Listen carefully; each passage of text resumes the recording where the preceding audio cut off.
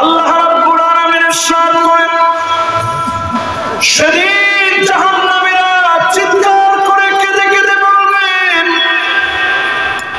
ও জান্নাতীরা, একটুখানি নিয়ামত আমাদের দিকে দাও না।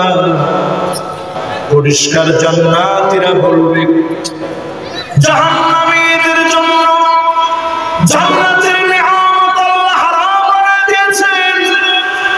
দুনিয়ার জীবনে একসঙ্গে চললেন, একসঙ্গে কাটালেন, একসঙ্গে ব্যবসা বাণিজ্য করলেন। সেদিন আপনি যদি জাহান্নামী হয়ে যান, আপনার পাশের লোক যদি জান্নাতি হয়ে যান, দুনিয়াতে প্রতিবেশী ছিলেন, ক্ষুধার্ত থাকলে একজন আরেকজনের ক্ষুধা নিবারণে সহযোগিতা করে, সেদিন জান্নাতীরা আপনার দিকে ফিরেও তাকাবে না। জান্নাতীদের নিয়ামতগুলো জাহান্নামীদের জন্য যিনি হারাম বানিয়ে দিবেন তিনি কে? এটা কেন? আল্লাহর এত দয়া, এত মায়া, এত মায়া বেশি আমার মালিকের, তারপরে আল্লাহ সেদিন এত কঠিন হবেন কেন? এই কেন এর উত্তর আল্লাহ রাব্বুল আলামিন দিয়েছেন দ্বিতীয় আয়াতে কারীমার মধ্যে। আল্লাহ রাব্বুল আলামিন জানায় দিবেন, আল্লাযীনা ইত্তাখাযু দীনাহুম লাহওয়ান ওয়া লা'iবান ওয়া গাররাতুহুমুল হায়াতুদ দুনিয়া। কারণ ইসলামকে নিয়ে যারা ঠাট্টা করেছে, ইসলামকে নিয়ে যারা মশকারি করেছে, ইসলামকে যারা খেল তামাশা মনে করেছে, দিনটাকে যারা খেল তামাশা বানিয়েছে, দুনিয়ার চাকচিক্য যাদের চক্ষু শীতল করে দিয়েছে, এই লোকগুলাকে সেদিন আল্লাহ পাক ডেকে বলবে, আজ আমি আল্লাহ রাব্বুল আলামিন তোদেরকে ভুলে গেলাম।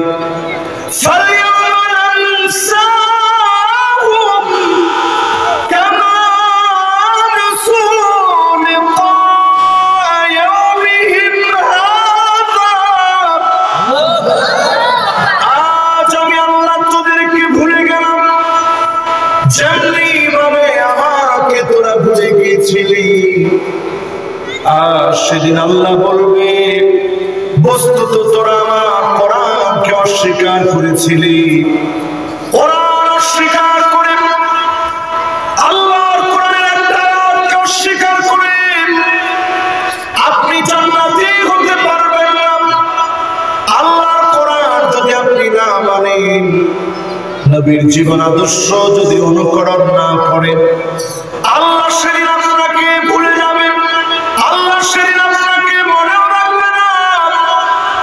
আজ মুসলমানদের দিকে তাকায় দেখেন, অধিকাংশ মুসলমান দিনটাকে খেল তামাশা সল চাতুরি বানায় নিয়েছে, ঠিক কিনা বলে? শুধু জুমার দিন আসলে নামাজ পড়া, এটা দিন নিয়ে ঠাট্টা করা, পুরা সপ্তাহে নামাজ নাই, শুধুমাত্র জুমার দিন আসলে নামাজ পড়া, এটা কি পাক্কা মুসলমানের কাজ? আরে কথা কয় না, কার কাজ? একবারে শয়তান। শয়তান চাবি দিতে দিতে যার উপরে মোটামুটি সফল হয়ে গেছে ওই লোকটার কাজ, ঠিক কিনা বলে? শয়তানের তিনটা চাবি আছে। এই আয়াতের বড় চমৎকার ব্যাখ্যা করছে, শয়তানের তিনটা চাবি। কয়টা? আপনারা তিনটা কি মনে রাখতে পারবেন? বলে ফেলবো। এক নাম্বার চাবি হলো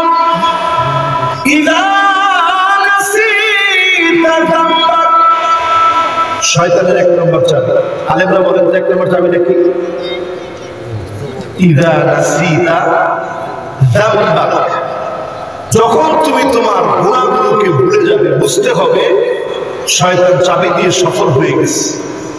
তখন শয়তান এসে আপনারা কি বলবে? আপনারা বলবে, তুই যেরকম গুনাহ করস এরকম গুনাহ হুজুরেও করে, এরকম গুনাহ হাজী সাহেবও করে, সুতরাং তুই গুনাহ করতে থাক। এরকম গুনাহ না করলে আল্লাহ মাফ করবে কারে? গুনাহ কর, এরপরে একদিন তুই তওবা করবে, আল্লাহ তাআলা মাফ করে দিবে।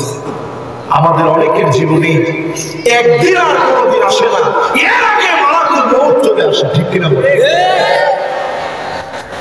ইদা নাসিতা যান্নাত এক নম্বর শয়তানের চাবি, গুনাহগুলোকে ভুলে রাখা।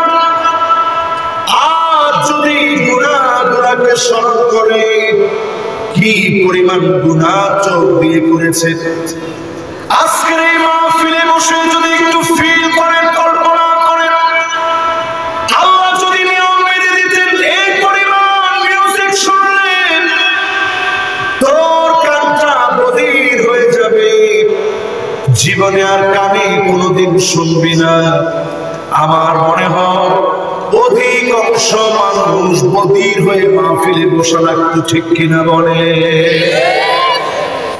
একজন উঠে চলে যাচ্ছে, আমি মনে রাখছি। ওরে আল্লাহ, উনি তো বলে হুন্ডাও আছে, এরপরে চলে যাচ্ছে। আমি মনে বুঝাইতে পারতেছি না নাকি? আপনারা বুঝতেছেন তো? আমারও তাহলে শয়তানের চাবি কয়টা? প্রথম চাবিটা কি? গুনাহকে ঘুরায়া দেওয়া। দুই নম্বর চাবিটা বড়, ইদা ইস্তাকসারা ইনসানু আমালাহু, শয়তান যখন দেখবে আপনার আমল বেড়ে গেছে তখন এসে চাবি দিতে। ওই চাবি দেওয়ার কারণে আপনি যখন যে কাজটা করবেন সেটা হচ্ছে সবার কাছে আপনি বলে বেড়াবেন যে আলহামদুলিল্লাহ তাহাজ্জুদ কোনোদিন আমার মিস হয় না, 70-80 রাকাত তাহাজ্জুদ নামাজ পড়ি, ঠিক কিনা বলেন? এটা শয়তানের কয় নাম্বার চাবি? এই জন্য খবরদার, আপনি আমল করে নিজেকে খুব বুজুর্গ মনে করবেন না। আপনি মনে করবেন আল্লাহ আমি সবচেয়ে গুনাহগার। আব্দুল্লাহ বিন আব্বাসকে প্রশ্ন করা হলো, রাইসুল মুফাসসিরিন ছিলেন যিনি, কত বড় মুফাসসির হলে রাইসুল মুফাসসিরিন বলা হয়। সাহাবীদের মধ্যে এক একজনের এক এক কোয়ালিটি ছিল। আব্দুল্লাহ বিন আব্বাস রাদিয়াল্লাহু তাআলা আনহু খুব সূক্ষ্ম জিনিস বুঝতেন। আব্দুল্লাহ বিন আব্বাস রাদিয়াল্লাহু তাআলা আনহু রাসূলের এত আদরের ছিলেন, রাসূলুল্লাহকে ডেকে ডেকে অনেক বিষয় বুঝায় দিতেন। উনি বলছেন, প্রশ্ন করা হলো সবচেয়ে বড় আমল কি? আব্দুল্লাহ বিন আব্বাস বললেন, লা আ'দিলু বিস-সালাতি শাইআন। আব্দুল্লাহ বিন আব্বাস বলেন, আমার কাছে মনে হয় সবচেয়ে বড় আমল হলো গুনাহ না করে থাকা, নিজেকে শুধু গুনাহ মুক্ত রাখা। সওয়াবের কাজ করতে পারেন নাই, গুনাহ করবেন না, গুনাহকে গুনাহ মনে করেন। সওয়াবের কাজ যদি অল্প করে, গুনাহ মুক্ত থাকার কারণে যিনি উনি বানায় দিবেন তিনি কে? রাসূলের কাছে একদিন প্রশ্ন করা হলো, রাসূল সবচেয়ে বড় ওলি হওয়া যায় কেমন?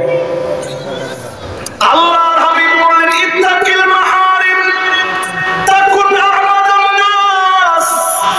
শুধু হারাম ছেড়ে দাও, হারাম ছেড়ে দাও, হারাম ছেড়ে দেওয়ার কারণে যিনি তোমাদেরকে ওলিদের ওলি, ইবাদত গুজারদের তালিকায় বড় বুজুর্গ হিসাবে কবুল করে নেবেন তিনি কে? আবাদ বলা হয়েছে, সাধারণ ইবাদত গুজার নয়। বড় ইবাদত গুজার হওয়ার জন্য শুধু আল্লাহর ভয় করে গুনাহ ছাড়েন। এখন আমাদের সমাজে গুনাহটা সহজ না কঠিন?